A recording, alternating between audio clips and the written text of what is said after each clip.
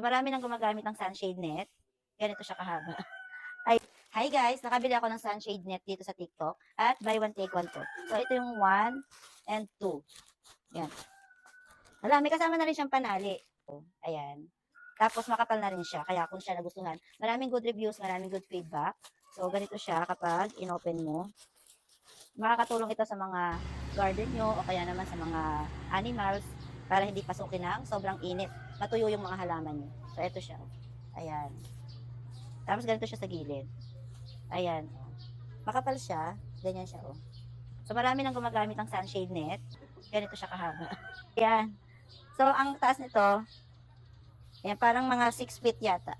O parang 6 feet. Tapos dalawa na siya. 'Di ba? Makakamura ka na dito. Parang 200 mahigit ang binayaran ko. Ilalagay ko ito sa garden ni nanay. Sa mga halaman niya. Kasi nga, dati niyang ginagamit, mga ano lang, mga tagdi-tag ni na mga trapal-trapal. So, ayan. So, dalawa na in-order ko. Ilalagay ko yung link dito sa yellow basket. Ilalagay ko to sa mga halaman o sa garden. Pwede rin ito sa mga animals, sa mga hayupan. Nasa yellow basket.